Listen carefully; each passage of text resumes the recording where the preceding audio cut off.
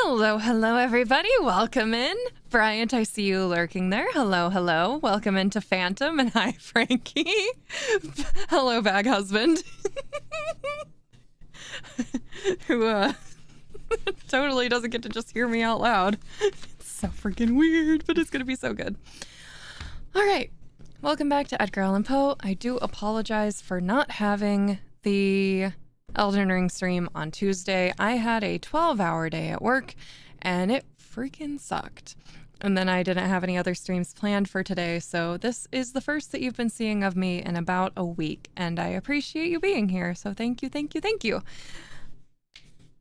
More stories in a book. Yeah, I personally transcribed all of these Edgar Allan Poe stories into my laboratory notebook, and that's why I'm reading them from the lab notebook. Hi, Bryant. Welcome in. Long time no see. Hopefully work is not going to be a butt to me more, and I can actually get on a proper schedule. Happen to like being here. Well, that's good. I'm happy to have you here. All right. So, we're starting with a story called The Spectacles. And I'm actually surprised, yet again, there's no preface to it, so it just goes right into it. All right, get a sip of water and let's begin. The Spectacles. Many years ago, it was the fashion to ridicule the idea of love at first sight. But those who think, not less than those who feel deeply, might always advocate its existence. Modern discoveries, indeed, in what may be termed ethical magnetism or magneto-aesthetics, render it probable that the most natural and consequently the truest and most intense of the human affections are those which arise in the heart as if by electric sympathy. In a word, that the brightest and most enduring of the psychical fetters are those which are riveted by a glance.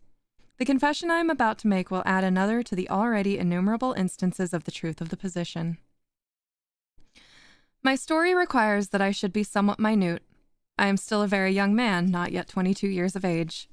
My name at present is a very usual and rather plebeian one, Simpson. I say at present, for it's only lately that I have so been called, having legislatively adopted this surname within the last year in order to receive a large inheritance left me by a distant male relative, Adolphus Simpson, Esquire. The bequest was conditioned upon my taking the name of the testator. The family, not the Christian name. My Christian name is Napoleon Bonaparte, or more properly, these are my first and middle appellations. I assumed the name Simpson with some reluctance, as in my true patronym, Froissart, I felt a very pardonable pride, believing that I could trace a descent from the immortal author of the Chronicles. While on the subject of names, by the by, I may mention a singular coincidence of sound attending the names of my immediate predecessors. My father was a Monsieur Froissart of Paris. His wife, my mother, whom he married at 15, was a Mademoiselle Croissart. Please forgive my horrible French pronunciation. Eldest daughter of Croissart, the banker, whose wife, again being only 16 when married, was the eldest daughter of one Victor Voissart. Monsieur Voissart, very singularly, had married a lady of a similar name, a Mademoiselle Moissart. Was only 14 when led to the altar. These early marriages are usual in France. Here, however, are Moissart, Froissart, Croissart, and Froissart, all in the direct line of descent. My own name, though, as I say, became Simpson by act of legislature, and with so much repugnance on my part that at one period I actually hesitated about accepting the legacy with the useless and annoying proviso attached. As to personal endowments, I am by no means deficient. On the contrary, I believe that I am well made and possess what 9/10 of the world would call a handsome face. In height, I'm 5 feet 11. My hair is black and curling. My nose is sufficiently good. My eyes are large and gray, and although, in fact, they are weak to a very inconvenient degree, still no defect in this regard would be suspected from their appearance. The weakness itself, however, has always much annoyed me, and I have resorted to every remedy, short of wearing glasses. Being youthful and good-looking, I naturally dislike these.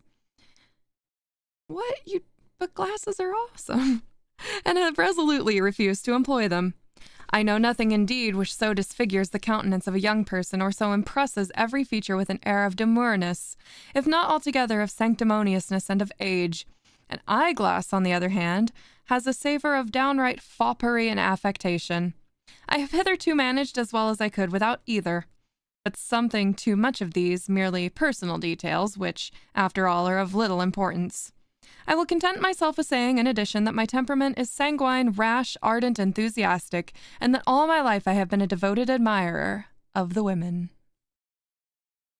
Edgar Allan Poe, not Napoleon. Welcome in, Yumiko. Actively wears glasses. Coward. Yeah, there is nothing wrong with glasses. What the hell? I personally wear them as well, clearly. Nothing wrong with glasses at all. I'm offended. Not really. Glasses are hot. Thank you, Yumiko. Thank you. One night last winter, I entered a box at the P blank, yet again, just a P with a blank line after it, theater in company with a friend, Mr. Talbot. It was an opera night, and the bills presented a very rare attraction, so that the house was excessively crowded. We were in time, however, to obtain the front seats which had been reserved for us, and into which, with some little difficulty, we elbowed our way. For 2 hours, my companion, who was a musical fanatico, gave his undivided attention to the stage, and in the meantime I amused myself by observing the audience, which consisted in chief part of the very elite of the city. Having satisfied myself upon this point, I was about turning my eyes to the prima donna, when they were arrested and riveted by a figure in one of the private boxes which had escaped my observation. If I live 1,000 years, I can never forget the intense emotion with which I regarded this figure. It was that of a female, the most exquisite I had ever beheld. The face was so far turned to the stage that for some minutes I could not obtain a view of it, but the form was divine. No other word can sufficiently express its magnificent proportion, and even the term divine seems ridiculously feeble as I write it. The magic of a lovely form in woman, the necromancy of female gracefulness, was always a power which I had found it impossible to resist. But here was grace personified, incarnate, the beau ideal of my wildest and most enthusiastic visions. The figure, almost all of which the construction of the box permitted to be seen, was somewhat above the medium height and nearly approached without positively reaching the majestic. Its perfect fullness and tournure were delicious. The head, of which only the back was visible, rivaled in outline that of the Greek Psyche, and was rather displayed than concealed by an elegant cap of gauze Arienne, which put me in mind of the ventum textilum of Apuleius. The right arm hung over the balustrade of the box and thrilled every nerve of my frame with its exquisite symmetry. Its upper portion was draperied by one of those loose open sleeves now in fashion. This extended but little below the elbow. Beneath it was worn and under one of some frail material, close-fitting and terminated by a cuff of rich lace, which fell gracefully over the top of the hand, revealing only the delicate fingers, upon which sparkled a diamond ring, which I saw at once was of extraordinary value. The admirable roundness of the wrist was well set off by a bracelet which encircled it, and which was also ornamented and clasped by a magnificent aigrette of jewels, telling in words that which could not be mistaken, at once of the wealth and fastidious taste of the wearer. I gazed at this queenly apparition. Hi, Sir Doggo. I gazed at this queenly apparition for at least half an hour, as if I had been suddenly converted to stone, and, during this period, I felt the full force and truth of all that has been said or sung concerning love at first sight. My feelings were totally different from any which I had hitherto experienced, and in the presence of even the most celebrated specimens of female loveliness. An unaccountable and what I am compelled to consider a magnetic sympathy of soul for soul seemed to rivet not only my vision, but my whole powers of thought and feeling upon the admirable object before me. I saw, I felt, I knew that I was deeply, madly, irrevocably in love, and this even before seeing the face of the person beloved. So intense indeed was the passion that consumed me that I really believe it would have received little, if any, abatement had the features yet unseen proved of merely ordinary character. So anomalous is the nature of the only true love, of the love at first sight, and so little really dependent is it upon the external conditions which only seem to create and control it. While I was thus wrapped in admiration of this lovely vision, a sudden disturbance among the audience caused her to turn her head partially towards me so that I beheld the entire profile of the face. Its beauty even exceeded my anticipations, and yet there was something about it which disappointed me without my being able to tell exactly what it was. I said disappointed, but this is not altogether the word. My sentiments were at once quieted and exalted. They partook less of transport and more of calm enthusiasm, of enthusiastic repose. This state of feeling arose, perhaps, from the Madonna-like and matronly air of the face, and yet I at once understood that it could not have arisen entirely from this. There was something else, some mystery which I could not develop, some expression about the countenance which slightly disturbed me, and while it greatly heightened my interest. In fact, I was just in that condition of mind which prepares a young and susceptible man for any act of extravagance. Had the lady been alone, I should undoubtedly have entered her box and accosted her at all hazards. But fortunately, she was attended by two companions, a gentleman and a strikingly beautiful woman, to all appearance a few years younger than herself. Yikes! Let me get some water. But yikes! I surely hope he means accosted in a more simply approaching her way than it sounds. All right. I resolved in my mind 1,000 schemes by which I might obtain hereafter an introduction to the elder lady, or for the present, at all events, a more distinct view of her beauty. I would have removed my position to one nearer her own, but the crowded state of the theater rendered this impossible, and the stern decrees of fashion had, of late, imperatively prohibited the use of the opera glass in a case such as this, even had I been so fortunate as to have one with me. But I had not, and was thus in despair. At length I bethought me of applying to my companion. "Talbot," I said, "you have an opera glass. Let me see it." "An opera glass? No! What do you suppose I would be doing with an opera glass?" Here he turned impatiently to the stage. "But Talbot," I continued, pulling him by the shoulder, "listen to me, will you? Do you see the stage box? There. No, the next. Did you ever behold as lovely a woman?" "She is very beautiful, no doubt," he said. "I wonder who she can be." "Why, in all the name of all that is angelic, don't you know who she is? Not to know her argues yourself unknown. She is the celebrated Madame Lalande, the beauty of the day par excellence, and the talk of the whole town, immensely wealthy, too, a widow and a great match. Has just arrived from Paris. Do you know her?" "Yes, I have the honor." "Will you introduce me?" "Assuredly, with the greatest pleasure. When shall it be?" "Tomorrow at 1. I shall call upon you at B. Blank's." "Very good, and now do hold your tongue, if you can."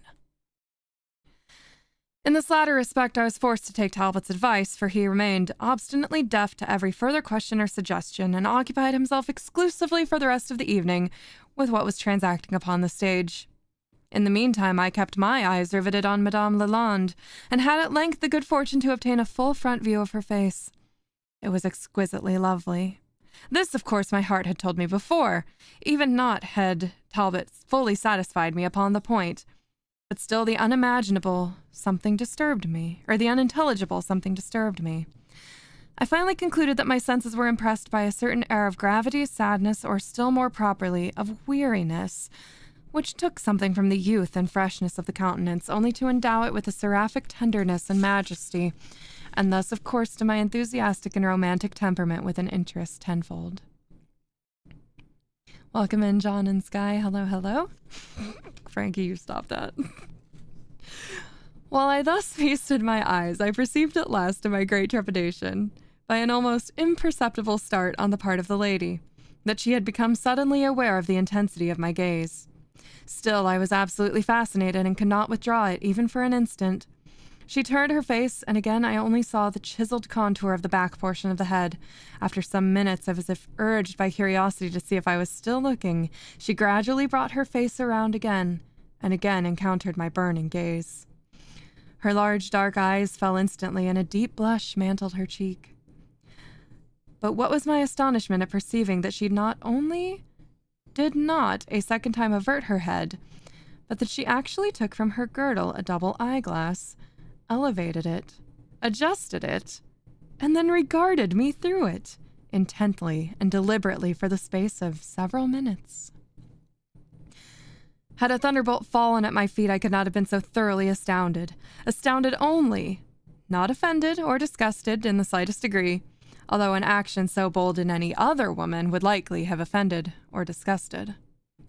But the whole thing was done with so much quietude, so much nonchalance, so much repose, with so evident an air of the highest breeding, in short, that nothing of mere effrontery was perceptible, and my sole sentiments were those of admiration and surprise. I observed that upon her first elevation of the glass, she had seemed satisfied with a momentary inspection of my person, and was withdrawing the instrument when, as if struck by a second thought, she resumed it, and so continued to regard me with fixed anticipation for the space of several minutes. For 5 minutes, at the very least, I am sure. This action, so remarkable in an American theater, attracted very grand general observation, and gave rise to an indefinite movement or buzz among the audience, which for a moment filled me with confusion, but produced no visible effect upon the countenance of Madame Lalande. Having satisfied her curiosity, if such it was, she dropped the glass and quietly gave her attention again to the stage, her profile now being turned towards myself as before. I continued to watch her unremittingly, though I was fully conscious of my rudeness in so doing. Presently I saw the head slowly and slightly change its position, and soon I became convinced that the lady, while pretending to look at the stage, was, in fact, attentively regarding myself. It is needless to say what effect this conduct, on the part of so fascinating a woman, had upon my excitable mind. Having thus scrutinized me for perhaps a quarter of an hour, the fair object of my passion addressed the gentleman who attended her, and while she spoke, I saw distinctly by the glances of both that the conversation had reference to myself. Upon its conclusion, Madame Lalande again turned to the stage, and for a few moments seemed absorbed in the performances. At the expiration of this period, however, I was thrown into an extremity of agitation by seeing her unfold, for the second time, the eyeglass which hung at her side, fully confront me as before, and, disregarding the renewed buzz of the audience, survey me from head to toe, with the same miraculous composure which had so previously delighted and confounded my soul. This extraordinary behavior, by throwing me into a perfect fever of excitement, into an absolute delirium of love, served rather to embolden than to disconcert me. In the mad intensity of my devotion, I forgot everything but the presence and majestic loveliness of the vision which confronted my gaze. Watching my opportunity when I thought the audience were fully engaged with the opera, I, at length, caught the eyes of Madame Lalande, and upon the instant made a slight but unmistakable bow. She blushed very deeply, then averted her eyes, then slowly and cautiously looked around, apparently to see if my rash action had been noticed, then leaned over towards the gentleman who sat by her side. I now felt a burning sense of the impropriety which I had committed, and expected nothing less than instant exposure, while a vision of pistols upon the morrow floated rapidly and uncomfortably through my brain. I was greatly and immediately relieved, however, when I saw the lady merely hand the gentleman a playbill without speaking. But the reader may form some feeble conception of my astonishment, of my profound amazement, my delirious bewilderment of heart and soul, when instantly afterwards, having again glanced furtively around, she allowed her bright eyes to set fully and steadily upon my own, and then, with a faint smile, disclosing a bright line of her pearly teeth, made two distinct, pointed, and unequivocal affirmation inclinations of the head. It is useless, of course, to dwell upon my joy, upon my transport, upon my illimitable ecstasy of heart. If ever man was mad with excess of happiness, it was myself at this moment. I loved. This was my first love, so I felt it to be. It was love supreme, indescribable. It was love at first sight, and at first sight, too, it had been appreciated and returned. Yes, returned. How and why should I doubt it for an instant? What other construction could I possibly put upon such conduct on the part of a lady so beautiful, so wealthy, evidently so accomplished, of so high breeding, of so lofty a position in society, in every regard so entirely respectable, as I felt assured was Madame Lalande? Yes, she loved it. Damn it, Sky. Ah.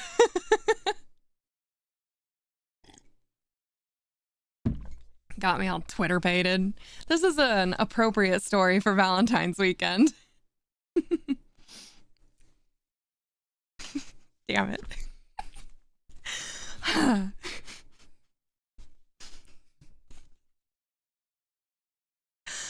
Hi, Goku. Did I miss anybody else? Don't think I did. While we take this very short break to collect my composure. Reading such a romantic story. Shut up, Gray. Shh. Shh.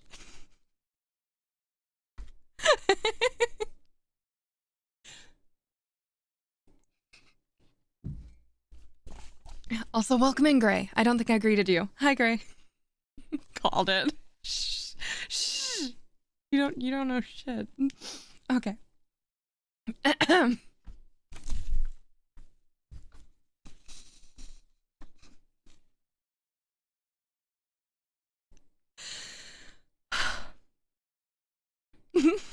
I can't take it seriously. Okay, short break.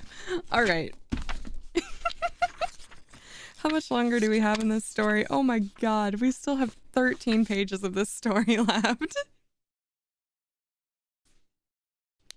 No, I'm not. You can't prove it.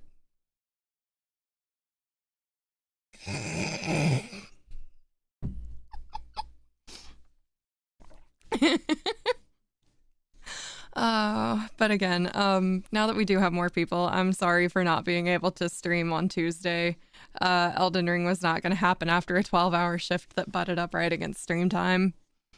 But I'm hoping to get back on track this week with some Elden Ring, Breath of the Wild, etc.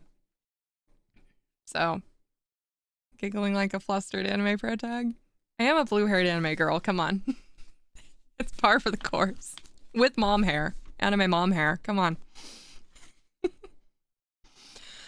Okay, back to it. I am a professional. Yes, she loved me. She returned the enthusiasm of my love with an enthusiasm as blind, as uncompromising, as uncalculating, as abandoned, as utterly unbounded as my own. These delicious fancies and reflections, however, were now interrupted by the falling of the drop curtain. The audience arose, and the usual tumult immediately supervened. Quitting Talbot abruptly, I made every effort to force myself into closer proximity with Madame Lalande. Having failed in this on account of the crowd, I at length gave up the chase, and bent my steps homewards, consoling myself for my disappointment in not having been able to touch even the hem of her robe, by the reflection that I should be introduced by Talbot in due form upon the morrow. This morrow came at last, that is to say, a day finally dawned upon a long and weary night of impatience, and then the hours until 1 were snail-paced, dreary, and innumerable. But even Stamboul, it is said, shall have an end, and there came an end to this long delay. The clock struck. As the last echo ceased, I stepped into B-blanks and inquired for Talbot. "Out," said the footman, Talbot's own. "Out?" I replied, staggering backwards half-dozen paces. "Let me tell you, my fine fellow, that this thing is thoroughly impossible and impractical. Mr. Talbot is not out. What do you mean?" "Nothing, sir. Only Mr. Talbot is not in. That's all. He rode over to S blank immediately after breakfast and left word that he would not be in town again for a week." I stood petrified with horror and rage. I endeavored to reply, but my tongue refused its office. At length I turned on my heel, livid with wrath, and inwardly consigning the whole tribe of the Talbots to the innermost regions of Erebus. It was evident that my considerate friend, Il Fanatico, had quite forgotten his appointment with myself, had forgotten it as soon as it was made, In no time was he a very scrupulous man of his word. There was no help for it. So, smothering my vexation as well as I could, I strolled moodily up the street, propounding futile inquiries about Madame Lalande to every male acquaintance I met. By report she was known, I found, to all, to many by sight, but she had been in town only a few weeks, and there were very few, therefore, who claimed her personal acquaintance. These few, being still comparatively strangers, could not or would not take the liberty of introducing me through the formality of a morning call. While I stood thus in despair, conversing with a trio of friends upon the all-absorbing subject of my heart, it so happened that the subject itself passed by. "As I live, there she is!" cried one. "Surpassingly beautiful!" exclaimed a second. "An angel upon earth!" ejaculated a third. I looked, and in an open carriage which approached us, passing slowly down the street, sat the enchanting vision of the opera, accompanied by the younger lady who had occupied a portion of her box.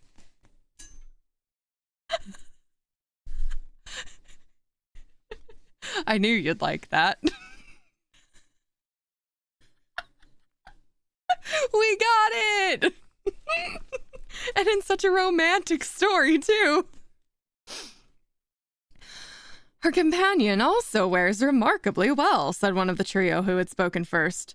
"Astonishingly," said the second. "Still quite a brilliant air, but art will do wonders. Upon my word, she looks better than she did at Paris 5 years ago. A beautiful woman still, don't you think, Frozar? Simpson, I mean?" "Still," said I, "and why shouldn't she be? But compared with her friend, she is a rushlight to the evening star, a glowworm to Antares." "Ha, ha, ha! Why, Simpson, you have an astonishing tact at making discoveries. Original ones, I mean." And here we separated while one of the trio began humming a gay vaudeville, of which I only caught the lines, "Ninon, ninon, ninon abbas ninon danclos." During this little scene, however, one thing served greatly to console me, although it fed the passion by which I was consumed.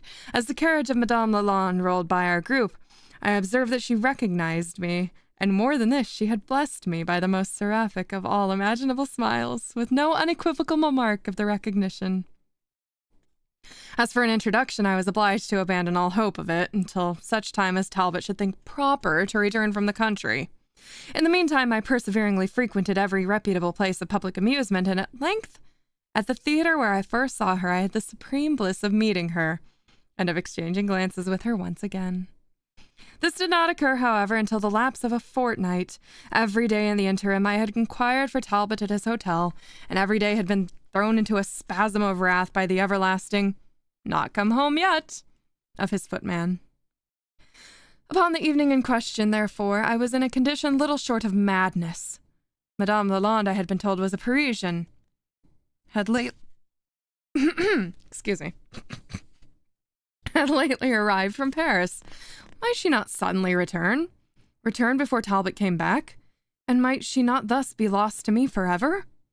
The thought was too terrible to bear. Since my future happiness was at issue, I resolved to act quickly, with a manly decision. In a word, upon the breaking up of the play, I traced the lady to her residence, noted the address, and the next morning after sent her a full and elaborate letter, in which I poured out my whole heart. I spoke boldly, freely. In a word, I spoke with passion. I concealed nothing of my weakness. I alluded to the romantic circumstances of our first meeting, even to the glances which had passed between us. I went so far as to say that I felt assured of her love, while I offered this assurance and my own intensity of devotion as two excuses for my otherwise unpardonable conduct. As a third, I spoke of my fear that she might quit the city before I have the opportunity of a formal introduction. I concluded the most wildly enthusiastic epistle ever penned, with a frank declaration of my worldly circumstances, of my affluence, and with an offer of my heart and of my hand. In an agony of expectation, I awaited the reply. After what seemed the lapse of a century, it came. Yes, actually came. Romantic as all this may appear, I really received a letter from Madame Lalande, the beautiful, the wealthy, the idolized Madame Lalande. Her eyes, her magnificent eyes, had not belied her noble heart. Like a true Frenchwoman as she was, she had obeyed the frank dictates of her reason, the generous impulses of her nature. despising the conventional pruderies of the world.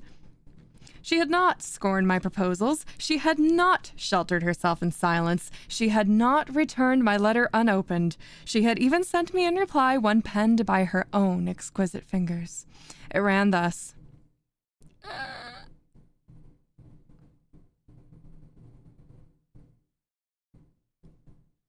Okay. It's his attempt at a French accent that I'm just going to attempt to translate. Monsieur Simpson will pardon me for not composing the beautiful tongue of his country as well as I might. It is only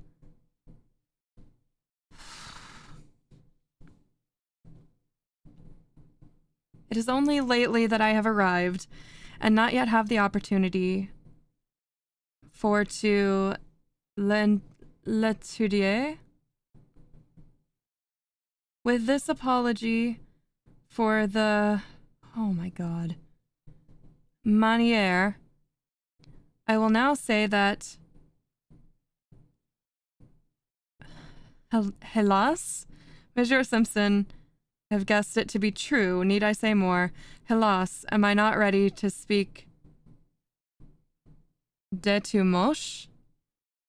Eugenie Lalonde. I'm not French, but I'm confused by his French. Is this what people think of Florida's version of English?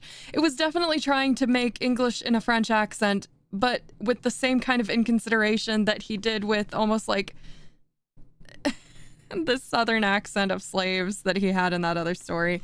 That was terrible. Okay. This noble-spirited note I kissed 1,000,000 times and committed no doubt on its account 1,000 other extravagances that have now escaped my memory. Still, Talbot would not return. Alas, could he have formed even the vaguest idea of the suffering his absence had occasioned his friend? Would not his sympathizing nature have flown immediately to my relief? Still, however, he came not. I wrote, he replied. He was detained by urgent business, but would shortly return.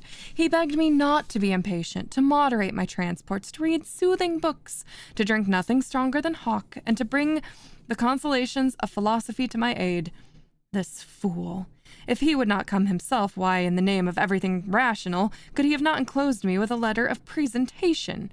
I wrote again, entreating him to forward one forthwith. My letter was returned by that footman, with the following endorsement in pencil. The scoundrel had joined his master in the country. Left us blank yesterday for parts unknown. Did not say where or when we'll be back. So thought best to return letter knowing your handwriting and as how you is always more or less in a hurry. Yours sincerely, Stubbs. After this, it is needless to say that I devoted to the infernal deities both master and valet, but there was little use in anger and no consolation at all in complaint. I like how he's like, I sent them both to hell. But I had a resource yet left, in my constitutional audacity. Hitherto it served me well, and I now resolved to make it avail me to the end. Besides, after the correspondence which had passed between us, what act of mere informality could I commit within bounds that ought to be regarded as indecorous by Madame Lalonde? Since the affair of that letter, I have been in the habit of watching her house, and thus discovered that, about twilight, it was her custom to promenade, attended only by a servant in livery, in a public square overlooked by her windows. Here, amid the luxuriant and shadowing groves and the gray gloom of a sweet midsummer evening, I observed my opportunity and accosted her. The better to deceive the servant in attendance, I did this with the assured air of an old and familiar acquaintance. With a presence of mind truly Parisian, she took the cue at once, and, to greet me, held out the most bewitchingly little of hands. The valet at once fell into the rear, and now, with hearts full to overflowing, we discoursed long and unreservedly of our love. As Madame Lalande spoke English even less fluently than she wrote it, our conversation was necessarily in French. In this sweet tongue so adapted to passion, I gave loose to the impetuous enthusiasm of my nature, and with all the eloquence I could command, besought her to consent in an immediate marriage. At this impatience, she smiled. She urged the old story of decorum, that bugbear which deters so many from bliss until the opportunity for bliss has forever gone by. I had most imprudently made it known among my friends, she observed, that I desired her acquaintance, thus that I did not possess it. Thus, again, there was no possibility of concealing the date of our first knowledge of each other. And then she averted, with a blush, to the extreme recency of the state. To wed immediately would be improper, would be indecorous, would be outre. All this she said with a charming air of naivete which enraptured while it grieved, and convinced me. She even went so far as to accuse me laughingly of rashness, of imprudence. She bade me remember that I really even know not who she was. What were her prospects, her connections, her standing in society? She begged me, but with a sigh, to reconsider my proposal, and termed my love an infatuation. A will-o'-the-wisp, a fancy or fantasy of the moment. A baseless and unstable creation rather of the imagination than of the heart. These things she uttered as the shadows of the sweet twilight gathered darkly and more darkly around us, and then with a gentle pressure of her fairy-like hand, overthrew in a single sweet instance all the argumentative fabric she had reared. I replied as best I could, as only a true lover can. I spoke at length and perseveringly of my devotion, of my passion, of her exceeding beauty, and of my own enthusiastic admiration. In conclusion, I dealt with a convincing energy upon the perils that encompass the course of love, the course of true love that never did run smooth, and thus deduced the manifest danger of rendering that course unnecessarily long. This latter argument seemed finally to soften the rigor of her determination. She relented, but there was yet an obstacle, she said, which she felt assured I had not properly considered. This was a delicate point. For a woman to urge, especially so in mentioning it, she saw that she must make a sacrifice of her feelings. Still, for me, every sacrifice should be made. She alluded to the topic of age. Was I fully aware of the discrepancy between us? The age of the husband should surpass by a few years. Even by 15 or 20, the age of the wife was regarded by the world as admissible, and indeed as even proper. But she had always entertained the belief that the years of the wife should never exceed in number those of the husband. A discrepancy of this unnatural kind gave rise too frequently, alas, to a life of unhappiness. Now, she was aware that my own age did not exceed 22, and I, on the contrary, perhaps was not aware that the years of my Eugenie extended very considerably beyond that sum. About all this there was a nobility of soul, a dignity of candor, which delighted, which enchanted me, which eternally riveted my chains. I could scarcely restrain the excessive transport which possessed me. "My sweetest Eugenie," I cried, "what is all this about which you are discoursing? Your years surpass in some measure my own, but what then? The customs of the world are so many conventional follies. To those who love as ourselves, in what respect differs a year from an hour? I am 22, you say, granted. Indeed, you may as well call me at once 23. Now you yourself, my dearest Eugenie, can have numbered no more than...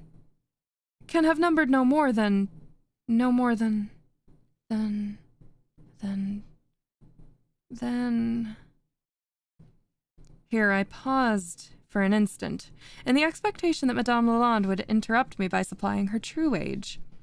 But a Frenchwoman is seldom direct, and has always by way of answer to an embarrassing query, some little practical reply of her own. In the present instance, Eugenie, who for a few moments past had seemed to be searching for something in her bosom, at length let fall upon the grass a miniature, which I immediately picked up and presented to her. "Keep it," she said with one of her most ravishing smiles. "Keep it for my sake, for the sake of her whom it too flatteringly represents. Besides, upon the back of the trinket you may discover perhaps the very information which you seem to desire. It is now, to be sure, growing dark, but you can examine it at your leisure in the morning. In the meantime, you shall be my escort home tonight. My friends are about holding a little musical levee. I can promise you, too, some good singing. We French are not so nearly punctilious as you Americans, and I shall have no difficulty in smuggling you in the character of an old acquaintance."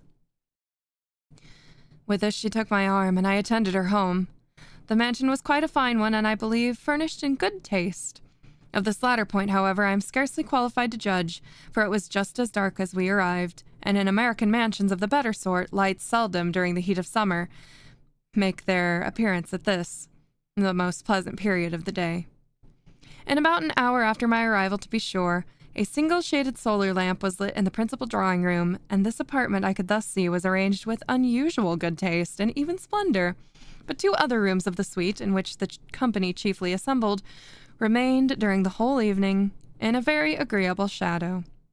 This is a well-conceived custom, giving the party at least a choice of light or shade, and one which our friends over the water could not do better than immediately adopt.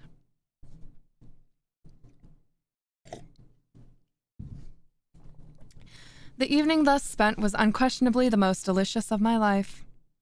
Madame Lalande had not overrated the musical abilities of her friends, and the singing I heard here I had never heard excelled in any private circle out of Vienna. The instrumental performers were many and of superior talents. The vocalists were chiefly ladies, and no individual sang less than well. At length, upon a peremptory call from Madame Lalande, she arose at once without affectation or demur from the chaise lounge upon which she had sate by my side, and accompanied by 1 or 2 gentlemen and her female friend of the opera, repaired to that piano in the main drawing-room. I would have escorted her myself, but felt that under the circumstances of my introduction to the house, I had better remain unobserved where I was. I was thus deprived of the pleasure of seeing, although not of hearing, her sing. The impression she produced upon the company seemed electrical, but the effect upon myself was something even more. I know not how adequately to describe it. It arose in part, no doubt, from the sentiment of love with which I was imbued, but chiefly from my conviction of the extreme sensibility of the singer. It is beyond the reach of an art to endow either air or recitative with more impassioned expression than was hers. Her utterance of the romance in Otello, the tone with which she sang the words "Sul mio sasso" in the Capuletti, is ringing in my memory yet. Her lower tones were absolutely miraculous. Her voice embraced 3 complete octaves extending from the contralto D to the D upper soprano, and, though sufficiently powerful to have filled the San Carlos, executed with the minutest precision every difficulty of vocal composition. Ascending and descending scales, cadences, or fiorituri. In the finale of the Sonnambula, she brought about a most remarkable effect at the words, "Ah, non giunge, uman pensiero, al contento onde io son piena." Here, in imitation of Malibran, she modified the original phrase of Bellini so as to let her voice descend to the tenor G, when, by a rapid transition, she struck the G above the treble stave, springing over an interval of 2 octaves. Upon rising from the piano after these miracles of vocal execution, she resumed her seat by my side when I expressed to her in terms of the deepest enthusiasm my delight at her performance. Of my surprise I said nothing, and yet I most unfeignedly surprised. For a certain feebleness, or rather a certain tremulous indecision of voice in ordinary conversation, had prepared me to anticipate that, in singing, she would not acquit herself with any remarkable ability. Our conversation was now long, earnest, uninterrupted, and totally unreserved. She made me relate many of the earlier passages of my life, and listened with breathless attention to every word of the narrative. I concealed nothing, felt that I had a right to conceal nothing from her confiding affection. Encouraged by her candor upon the delicate point of her age, I entered with perfect frankness not only into a detail of my many minor vices, but made a full confession of those moral and even of those physical infirmities, the disclosure of which in so demanding much higher a degree of courage is so much surer an evidence of my love. I touched upon my college indiscretions, upon my extravagances, upon my carousals, upon my debts, upon my flirtations. I even went so far as to speak of a slightly hectic cough with which at one time I had been troubled, of a chronic rheumatism, of a twinge of hereditary gout, and in conclusion of the disagreeable and inconvenient, but hitherto carefully concealed weakness of my eyes. Upon this latter point, said Madame Lalande laughingly, you have been made surely injudicious in coming to confession, for without the confession, I take it for granted that no one would have accused you of the crime. By the by, she continued, have you any recollection? And here I fancied that a blush, even through the gloom of the apartment, had become distinctly visible upon her cheek. Have you any recollection, mon cher ami, of this little ocular assistant which now depends from my neck?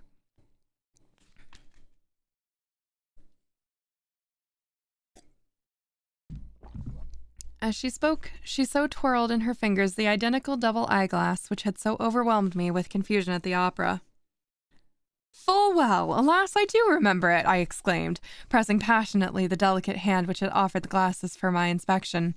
They formed a complex and magnificent toy, richly chased and filigreed, and gleaming with jewels which, even in the deficient light, I could not help perceiving were of high value. Eh bien, mon ami, she resumed with a certain empressement of a manner that rather surprised me. Eh bien, mon ami, you have earnestly besought of me a favor which you would have been pleased to denominate priceless. You have demanded of me my hand upon the morrow. Should I yield to your entreaties, and may I add to the pleadings of my own bosom, would I not be entitled to demand of you a very little boon in return?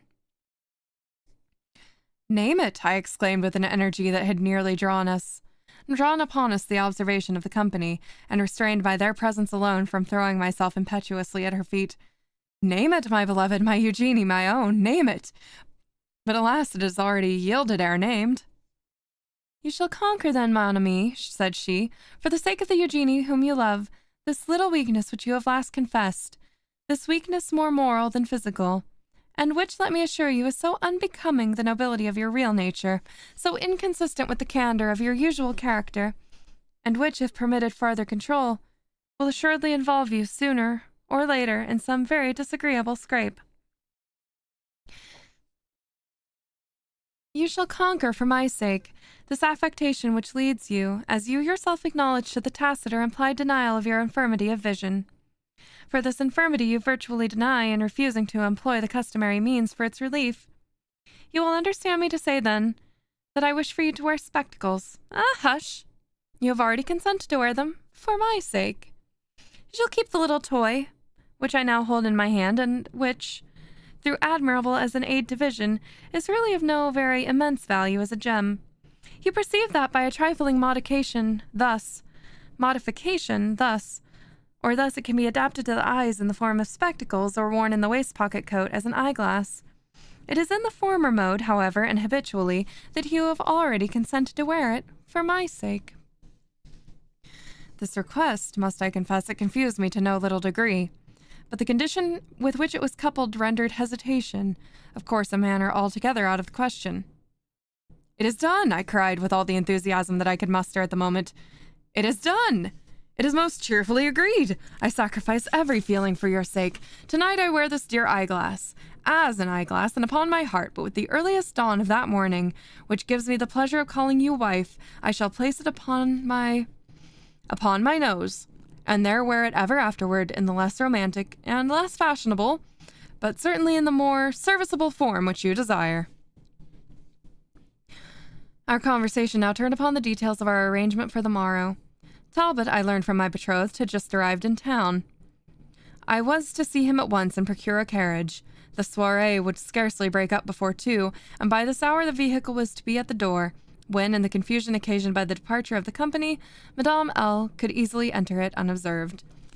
We were then to call at the house of a clergyman who would be in waiting, there be married, drop Talbot, and proceed on a short tour to the east, leaving the fashionable world at home to make whatever comments upon the matter thought it best.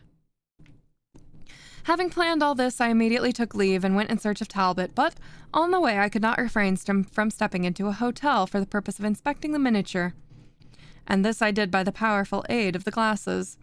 The countenance was a surpassingly beautiful one. Those large, luminous eyes, that proud Grecian nose, those luxuriant curls, "Ah," I said exultingly to myself, "this is indeed the speaking image of my beloved." I turned the reverse and discovered the words, Eugenie Lalande, aged 27 years and 7 months. I found Talbot at home and proceeded at once to acquaint him with my good fortune. He professed excessive astonishment, of course, but congratulated me most cordially and proffered every assistance in his power. In a word, we carried out our arrangement to the letter, and at 2 in the morning, just 10 minutes after the ceremony, I found myself in a close carriage with Madame Lalande, with Mrs. Simpson, I should say, and driving at a great rate out of town in a direction northeast and by north, half north. It had been determined for us by Talbot that as we were to be up all night, we should make our first stop at C blank, a village about 20 miles from the city, and there get an early breakfast and some repose before proceeding upon our route. At 4 precisely, therefore, the carriage drew up at the door of the principal inn. I handed my adored wife out and ordered breakfast forthwith. In the meantime, we were shown into a small parlor and sat down. It was now nearly, if not altogether, daylight, and as I gazed enraptured at the angel by my side, the singular idea came all at once into my head, that this really was the first moment since my acquaintance with the celebrated loveliness of Madame Lalande that I had enjoyed a near inspection of that loveliness by daylight at all.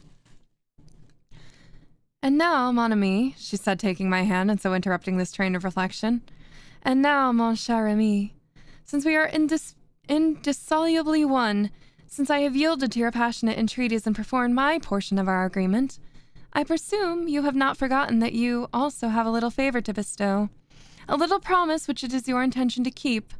Ah, let me see, let me remember. Yes, full easily do I call to mind the precise words of the dear promise you made to Eugenie last night. Listen. You spoke thus: 'It is done. It is most cheerfully agreed.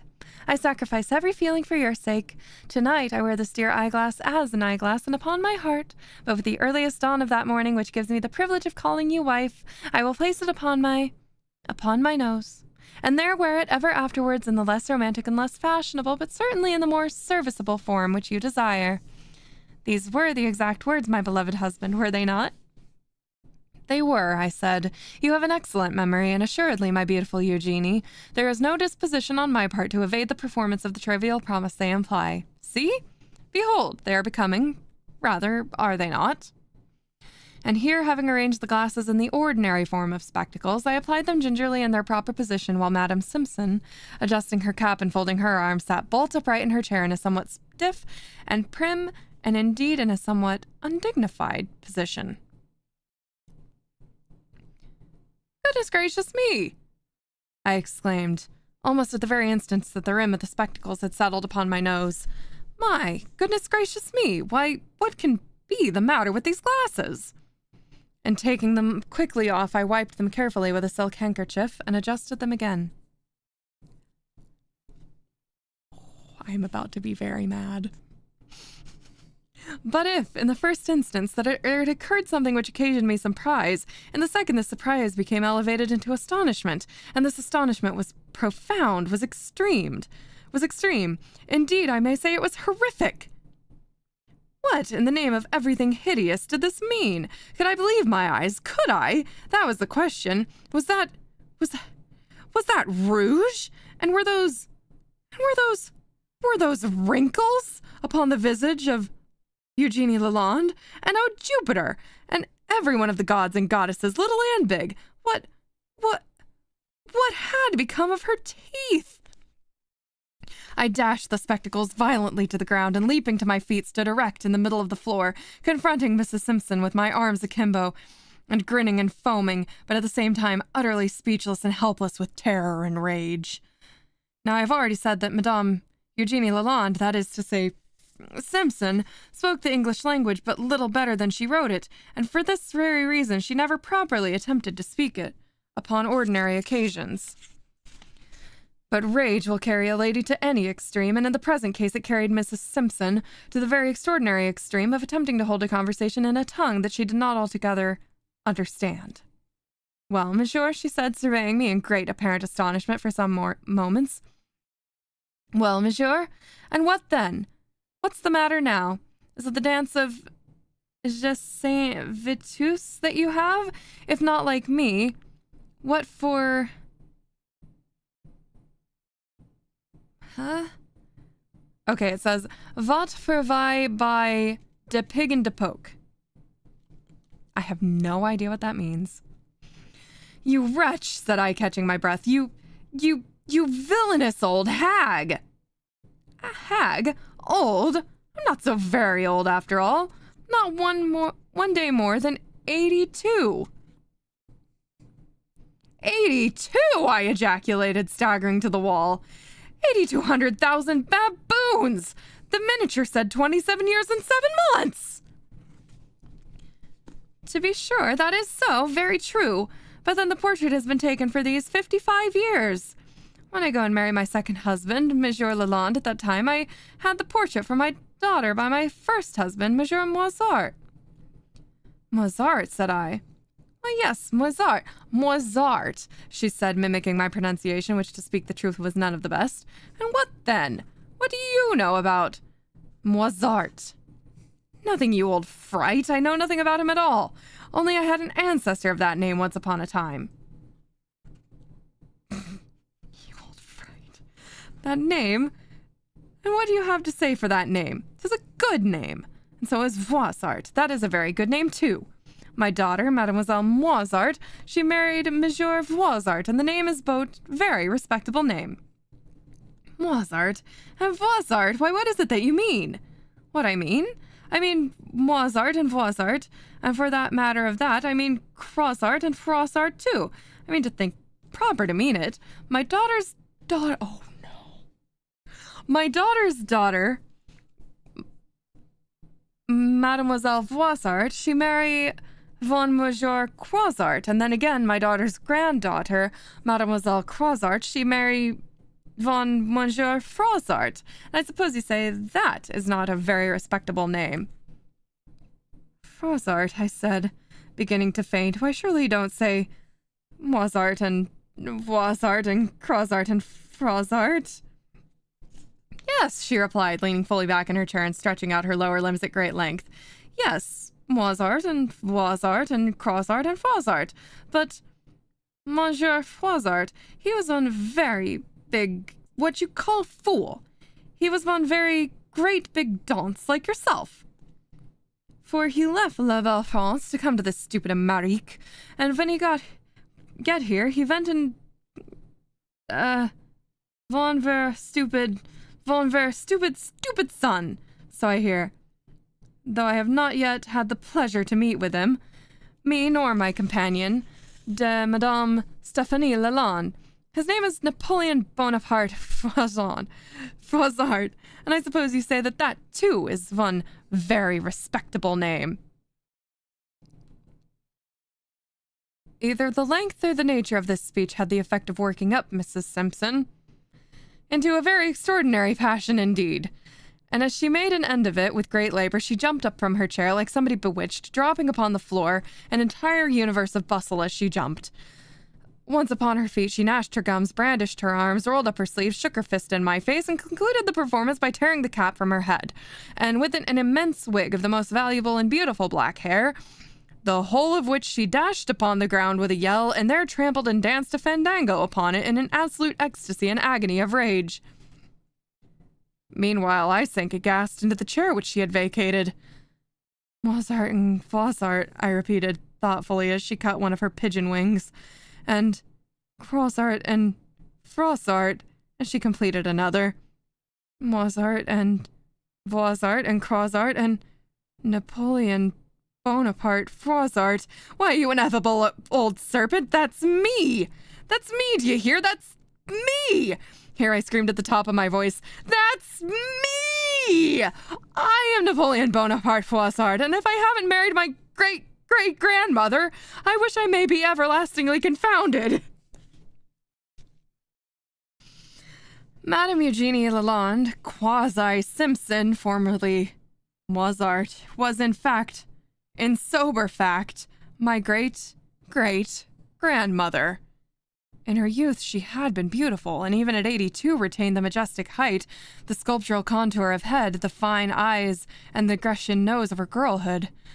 By the aid of these, of pearl powder, of rouge, of false hair, false teeth, and false tournure, as well as the most skillful modistes of Paris, she contrived to hold a respectable footing among the beauties of the French metropolis. In this respect, indeed, she might have been regarded as little less than the equal of the celebrated Ninon de l'Enclos. She was immensely wealthy, and being left for the time a widow without children, she bethought herself of my existence in America, and for the purpose of making me her heir, paid a visit to the United States in company with a distant and exceedingly lovely relative of her second husband's, a Madame Stephanie Lalande. At the opera, my great-great-grandmother's attention was arrested by my notice, and upon surveying me through her eyeglass, she was struck with a certain family resemblance to herself. Thus interested in knowing that the heir she sought was actually in the city, she made inquiries of the party respecting me. The gentleman who attended her knew my person and told her who I was. The information thus obtained induced her to renew her scrutiny, and this scrutiny which so emboldened me that I behaved in the absurd manner already detailed. She returned my bow, however, under the impression that by some odd accident I had discovered her identity. When deceived by my weakness of vision and in the arts of the toilet, in respect to the age and charms of the strange lady I demanded so enthusiastically of Talbot who she was, he concluded that I meant the younger beauty, as a matter of course, and so informed me with perfect truth that she was the celebrated widow Madame Lalande. In the street next morning, my great-great-grandmother encountered Talbot, an old Parisian acquaintance, and the conversation very naturally turned upon myself. My deficiencies of vision were then explained, for these were notorious, although I was entirely ignorant of their notoriety. And my good old relative discovered, much to her chagrin, that I had been deceived in supposing me aware of her identity, and that I had been merely making a fool of myself in making open love in a theater to an old woman unknown. By way of punishing me for this imprudence, she concocted with Talbot a plot. He purposely kept out of my way to avoid giving me the introduction. My street inquiries about the lovely widow Madame Lalande were supposed to refer to the younger lady, of course, and thus conversation with the three gentlemen which I had encountered shortly after leaving Talbot's hotel will be easily explained as to their allusion to Ninon de l'Enclos.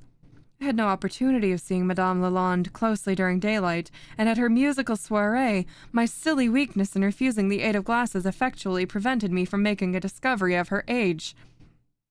When Madame Lalande was called upon to sing, the younger lady was intended, and it was she who arose to obey the call, my great-great-grandmother to further the deception arriving at the same moment, and accompanying her to the piano in the main drawing-room. Had I decided upon escorting her thither, it had been her design to suggest the propriety of my remaining where I was, but my own prudential views rendered this unnecessary.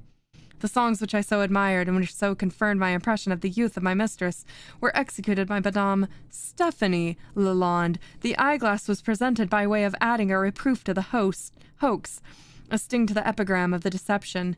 Its presentation afforded an opportunity for the lecture upon affectation, with which I was so especially edified. It is almost superfluous to add that the glasses of the instrument, as worn by the old lady, had been exchanged by her for a pair better adapted to my years. They suited me, in fact, to a T. The clergyman, who merely pretended to tie the fatal knot, was a boon companion of Talbot's and no priest. He was an excellent whip, however, and having doffed his cassock to put on a great cloak, he drove the hack which conveyed the happy couple out of town. Talbot took a seat by his side. The two scoundrels were thus in at the death, and through a half-open window of the back parlor of the inn amused themselves in grinning at the denouement of the drama. I believe I shall be forced to call both of them out. Oh, nevertheless, I am not the husband of my great-great-grandmother, and this is a reflection which affords me infinite relief. But I am the husband of Madame Lalande, of Madame Stephanie Lalande, with whom my good old relative, besides making me her sole heir when she dies, if she ever does, has been at the trouble of concocting me a match. In conclusion, I am done forever with billet doux, and am never to be met without spectacles. Wow. What a twist. All's well that ends well? Question mark? That certainly was something. I'm very glad that he did not actually marry his great-great-grandmother, because that turned really scary really fast. But also, I thought that he was going to be talking about the wrinkles of a 27-year-old, which not an 82-year-old. I was about to get really mad when he was like, the wrinkles. All right. I don't have the time, or the energy tonight to be able to get through another one, which is probably about half the length of what we just read, but will take me far too long with my stumbles that I'm already encountering. But I am going to try to have a schedule up. I think I am free on Monday and Wednesday. Tomorrow is a holiday. I might try for an earlier start to the stream, actually. Let me think about it, because we got plans to get the house a bit in order. Getting my kitchen fixed. It's gonna be great. It's gonna be deep cleaned. It'll be fantastic eventually. A perfectly serviceable kitchen. Tuesday is anime night. Thursday, as always, is brewery night. Friday, I think I'm free. This weekend, I feel like I had plans, but I'm not 100% sure. I will get a schedule out. We'll figure it out. Hopefully work treats me better, even though I'm still currently in the middle of 800 samples. And fingers crossed I don't have to stay as late as I did on Monday or Tuesday. We'll figure it out. Thank you all for joining me. You'll fight them. I would appreciate that. That's ridiculous. Especially with what the stream that shall not be named mentioned about our current workforce. So, with that, I hope you all have a wonderful night. Thank you for joining me for yet another hour of Edgar Allan Poe. That was a fun one. That was a really fun one. And I hope to see you all sometime later. Goodbye!